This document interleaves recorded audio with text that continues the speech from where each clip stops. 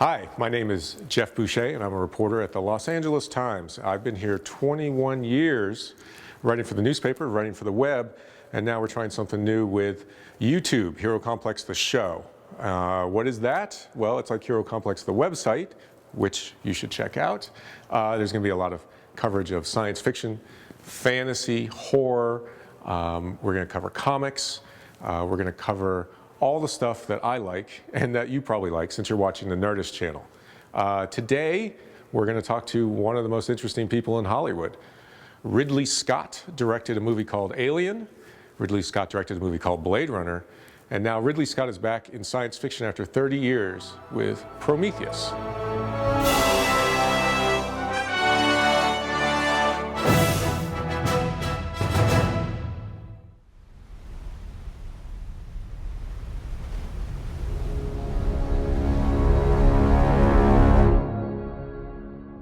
King has his reign. And then he dies. It's inevitable.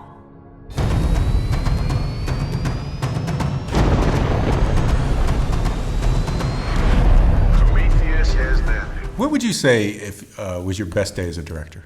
Best day? Tell me about a best day as a director. You mean on this? No, on anything. The magic came over the horizon. Magic, it comes over the horizon every day. You got to do that every day. You have to do it every day. You weightlift every day. Yeah. That's what it is.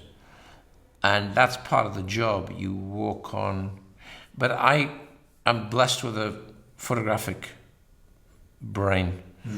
And so I'll walk a location once and I can storyboard 3 months later. Really? Yeah, and then, but absolutely accurately. And my storyboarding is always done driving in the back of a car. Once I do a movie, I'm always driven, and I use the car like an office. So in the back of the car, I've got a fax, I've got a boards, and I'm one of those people who can read in the back of the car without feeling ill. Mm-hmm. So I have my little drawing set, and I'm really efficient. And in this one, particularly one, in the 45-minute drive to Pinewood every morning, I do all the boards for the day. So as I literally get into the studio, my first AD and my producer are waiting.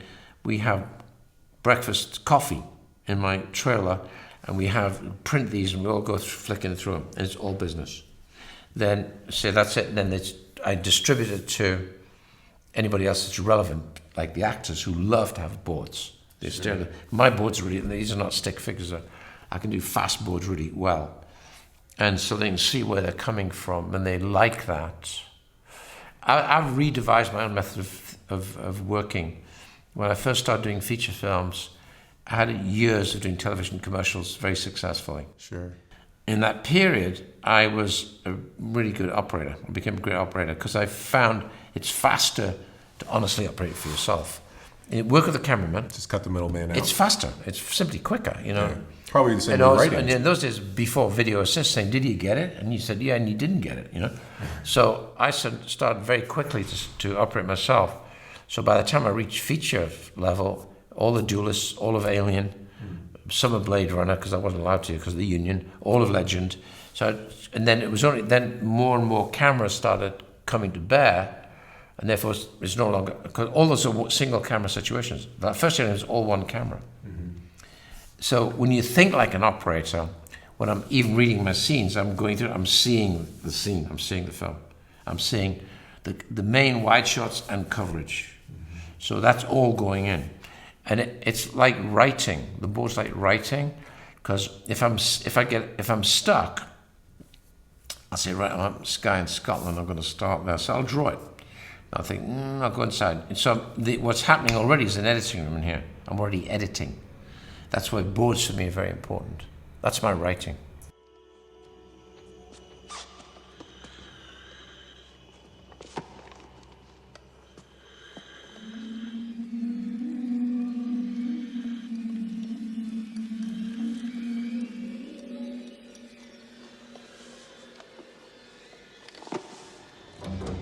My question that always bothered me was on the 4 aliens, really 3 subsequent aliens to my one, why did no one say who was the big guy in the chair? Sure. And what on earth were in those eggs? And why did those eggs explode out all over him? Right. And therefore, in a funny kind of way, with a bit like a viral time bomb. And so I sat in that for years. I mean, I didn't agonize over it. But when I thought that the Alien franchise was done, fundamentally, I'm going to go and see Tom, talk to him and say, I think about this idea. And I said, it's in very broad strokes, but my theory is that croissant, I've called it a croissant, the ship, which was made by Giger, designed by Giger and made by a sculptor called Peter Voisey. And I thought it was a battleship. It was a carrier. I always thought it was a carrier. What is it? Why? People say, is it a building? I said, no, it's a vehicle that doesn't look like it crashed. It looked like it may have forced landing, but it landed. Right. And why did it land, and why was the pilot damaged? Because his cargo something had got loose in the cargo, had evolved and had actually taken him out.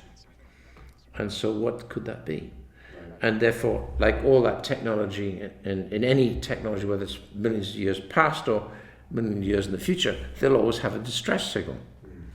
So had he set up a distress signal that we, in our 21st century electronics, had caught up technology that was a million years old and said, gee, what's that thing? We should land. Okay, and that was the genesis of Alien 1. So now you're going back to the universe of Alien, and you've talked about going back to the universe of Blade Runner. Yeah. What's that do for you, other than to get you back in science fiction? It makes you analytical.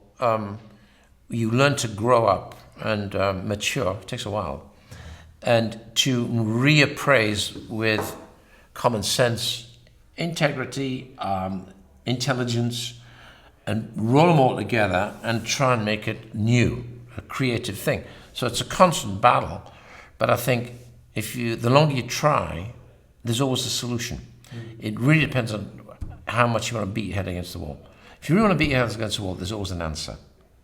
And I can sit at this table with a writer, and we just beat each other up for like days, and suddenly somebody goes, you know what, if you do that and that and that, that's a good idea, no?